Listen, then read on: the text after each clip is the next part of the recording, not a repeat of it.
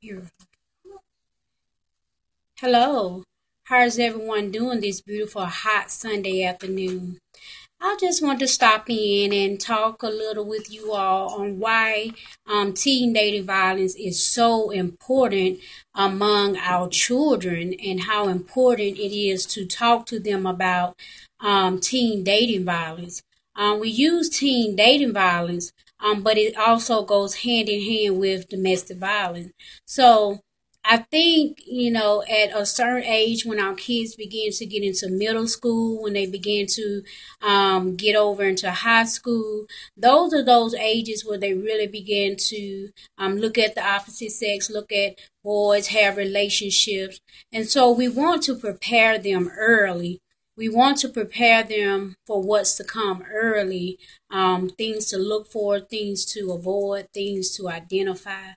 So today I'm just going to be sharing with you some information. I've taken some time and just really did some searching and tried to gather some information concerning teen dating violence. And so I found some information on a site that is called Love is Not Abuse.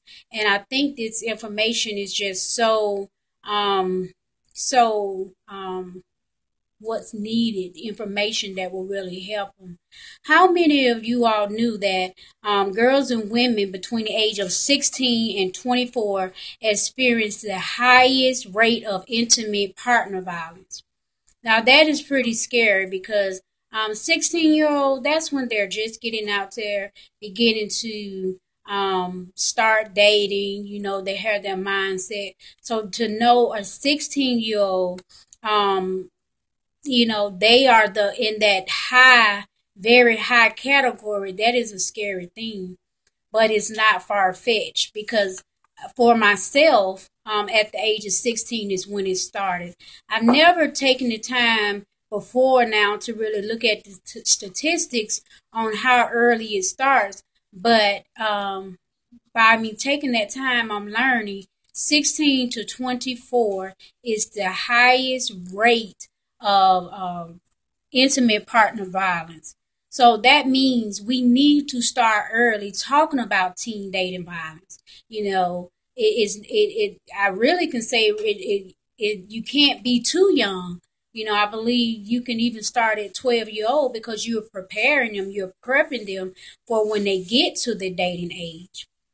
And then another thing is nearly 1 in 3, which is about 29% of teens that have been in a dating relationship experience sexual abuse, physical abuse, or threats of physical harm to a partner or themselves. So 29%, a lot of people may say, hey, that's not a very big number, but anything over 1% in my book is a big number because there is a lot of emotional, there are side effects that come when the door to teen dating violence, domestic violence, sexual assault, physical abuse, there is a door that opens that no one understands unless they have been there. One other thing is nearly 1 in 4 teens in a relationship have text or called their partner hourly between the midnight and 5 a.m. So imagine someone calling you every hour from midnight to 5 a.m. What are you thinking? They should be asleep by then. But because their insecurity levels are so big, their insecurity levels, jealousy, or whatever the reason that causes them to call that many times, that shows you that there's a problem, that there's gonna be a problem. And if you don't address it right, then it's gonna escalate into something bigger, into stalking. And that's just a low level of stalking. Stalking goes to such a greater level than that. So those are some things, why it is important to talk to your teens about teen dating violence. 1 in 2 of all 14 to 24 year old have been targeted at some type of digital abuse. And when we say digital abuse, that could mean, they're texting, Facebook or whatever. Where are you? Sending those messages, trying to keep up with where you are.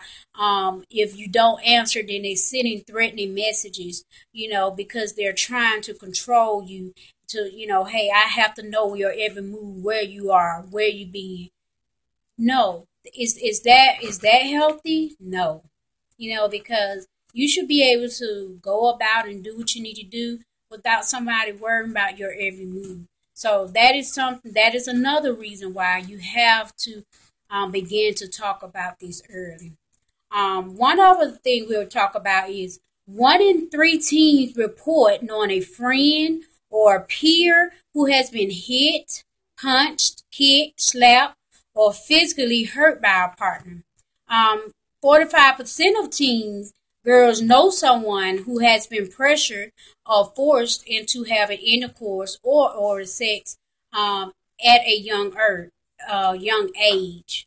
So that, as I say again, you're gonna hear me reiterate throughout the whole broadcast, why it is so important to talk to your young ladies, talk to the young men about dating violence, because being section being forced into sexual activity against your will, that's not good. That's not good at all. So you start seeing those cycles early on, yeah, it's time to cut it off. Leave it alone, because it's heading for disaster. 1 in 10 teens who have been in a relationship claim they have been threatened physically via email, instant message, text, chat, or technology too. So there are it doesn't have to be face to face threats, but now you have so many more avenues that you can be threatened through text, through email, social media, as I said before. In a chat, a lot of people have these Kik and Instagram and those type of technology. So those are other avenues where you can be threatened as well. Again, why it's so important to talk about dating violence with our young children. A lot of parents, kind of shy away from it, thinking my child, they're too young, they don't need to know about it. But with this day and age, with society is more advanced than it usually is very important. That's I talk about bullying. Bullying versus domestic violence. How different are they? There's not much different. Bullying is just an aggressive level of domestic violence, because that person who's trying to have control, they are a bully. They just have a higher aggressive level of bullying, where they really, sometimes bullying doesn't go past talking about somebody verbal. But with domestic violence, as being a bully and being an abuser, then you go to the next level where you physically try to commit harm upon a person with objects, with your hands, with your feet, or whatever that you have in your possession at that time. Another tip I want to share with you is the vast majority of teens consider verbal and physical abuse to be serious issues in their age group. They just think, oh, that's all that's going to happen. They may say this, they may say that, and they don't think it could get any worse than that. They don't think it can go farther than that. But it's so important for them to know that that is not the only level of abuse. Another tip I have is only 33% of teens who have been in or known about an abusive dating relationship report having told anyone. See, a lot of people don't tell anyone, or the person may tell them, hey, don't tell anybody. I don't want anybody to know, because they're ashamed. They're really ashamed of what has happened or what is happening to them. So they will try to get people to, not tell what exactly what exactly is happening to them. So it's very important that if you know it, if you hear about it, if you see it, to please report it, because you very well could be saving someone's life. Another tip I would like to share with you is even fewer teens report having told their parents about abuse or threats occurring via cell phones, IM, text, or email. A lot of kids are not going to tell their parents. Sometimes parents don't find out until it has gone so far. It has crossed so many lines and so many boundaries. So, um, they are afraid to tell their mom because they're afraid maybe that person may have threatened them and told them something may happen to them, something may happen to their loved one, or whatever. And so they don't tell the parents, and the parents are always the last one to find out.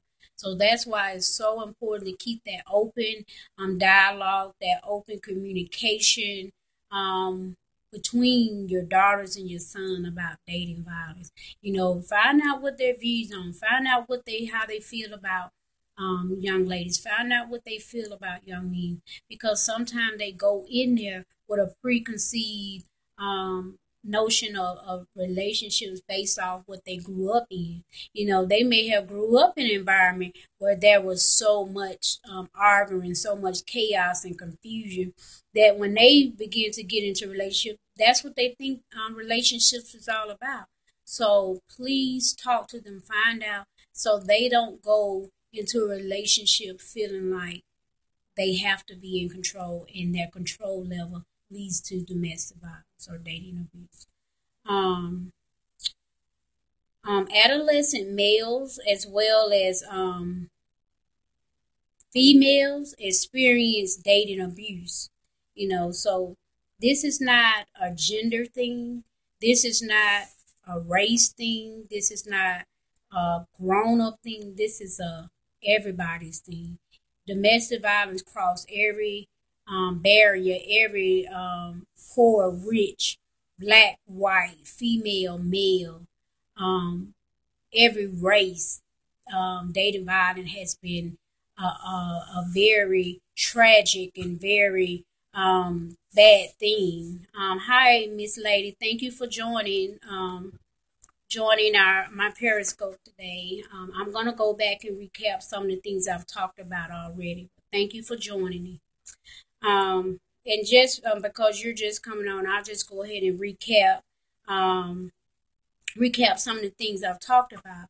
And one point was I talked about that girls and women between the ages of 16 and 24 experience the highest rate of intimate partner violence. So knowing, like I said, a 16-year-old having the experience that they're just getting in, probably just being able to date. And so to be able to experience domestic violence or dating violence at that early age, that puts a sour taste in your mouth at an early age. Nearly 1 in 3, and at least that's about 29% of teens that have been in dating relationships experience sexual abuse, physical abuse, or threats or physical harm to a partner or self. So, like I said, 29% is a very high number for me. When and our goal is, as an advocate, as a parent, is to get that number to 0%, because we want to have a zero tolerance for abuse among young ladies as well as young men, because young men do experience domestic violence. They're less likely to talk about it, but the men or male are the most of the time the initiators. So 29% to me is a very high number. Nearly 1 in 4 teens in a relationship have texted or called a partner between the hours of midnight and 5 a.m. on the hour. That is a very alarming fact or statistic, because this is saying that person is depriving themselves of sleep because they want to know where you are. Where are you? Why are you not answering your phone? What are you doing? And at most time, that person could very well be asleep, because no one wants to sit up. I mean, what's the point? But people get so aggressive. People get so, territorial that I have to know your every move. So if you start experiencing that early, then that's an alarm, that's a sign to look for. Hey, I need to think about this because this is not starting off well. They're calling me hour on the hour after hour. No. So that is something, like I said, why it is important that we talk to our teens, talk to our children, talk to our neighbors. We have to go the distance to invest in our daughters. We have to go the distance to invest in them so that they will have productive relationships, productive, you know, healthy, not unhealthy relationships. Another focus point I have is 1 in 2 of all 14 to 24-year-olds have been targeted for digital abuse. So as I've said, although we say 16 to 24 is the highest level, we know it gets the age range can drop, to where they begin experiencing dating violence. Some parents allow their children to date at 14 or have phone calls or have boards over to the house or however that goes. So that number begins to drop at some point. And so that's why I believe it's never too early. With my organization, we start with 10 to 17 because now we have children that are younger than 12 that their mindset is on a whole nother level, their maturity level. So at that point is we have to get in there. We have to begin talking to them because they're getting their impressions from TV. They're getting their impressions from people that are telling them they may be hanging around older kids that talks about relationship. So they are getting bad impressions and they think that's the way it's supposed to be. So it's very important to continue. Don't say, well, they're too young. They don't need to know about it. Yes, they do. And especially if they're growing up in a home where it's a lot of arguing and fighting and chaos, then it's not too early to talk about it. Another point I want to talk about is the vast majority of teens consider verbal and physical abuse to be serious issues in their age group. I think for a lot of young teens, they don't look at it as important. Oh, that's nothing. We just got into it and this and that. But I always express, look at the cycles. Look at, those things that keep repeating itself. Those things that you don't see as important. Look at it, evaluate it, and you think about it. Is this something I want to experience? Is this something I want to go through? So think about it. Don't blow things off as, oh, that's nothing. And that very well could be everything. That could be your sign that you miss at an early age. Another fact I want to talk about is only 33% of teens have been in or known about an abusive relationship and have not told anyone. And as I've said before, a lot of times young ladies will not tell because they're ashamed. And they are scared, because this is something they may have never experienced before. It could be possible they've never even grew up in their household dealing with it, so they don't tell and they deal with them themselves. And one of the biggest things I talk about is removing the mass silence no more, and that even as little kids, we're taught you don't tell what go on in your home. So when you become adults, that same mentality follows you. Hey, I'm not gonna tell anybody what's going on in my home. I'm not gonna tell anybody that I'm being abused and I'm still there. So that shame comes in, and so you don't tell anybody because you don't want anybody to judge you. You don't want anybody to talk down on you or make you feel bad than you already feel. And then the last one we will talk about is 82% of parents feel confident that they recognize the signs if their child was experiencing dating violence. And a majority of parents, about 58%, could not correctly identify all of the warning signs. So as parents, we have to begin to get ourselves prepared, get ourselves knowledgeable of this situation. Because if we're faced with it and we don't know how to identify the signs, if we don't know how to tell when our children are going through something, and then we will miss something. And it's sad to say either it's gonna turn out drastically, or um, when by the time you get in, that person has experienced so much in between there that it's kind of like, it's going to take some counseling, it's going to take support and love and reassurance to bring them back to where they were. So parents, please get involved.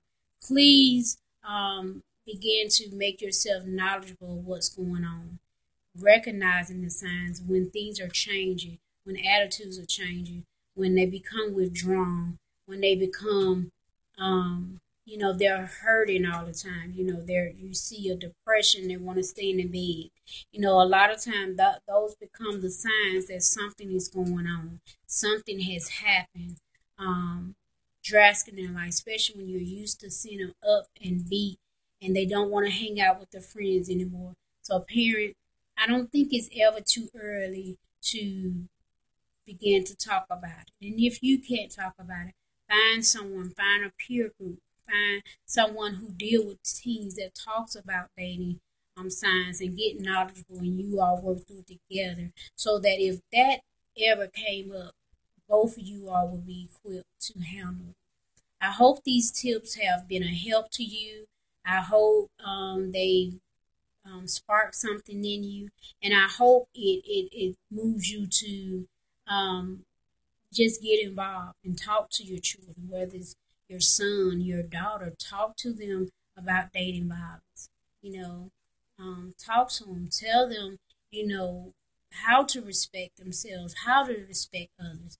We want to foster healthy self-esteem in our children.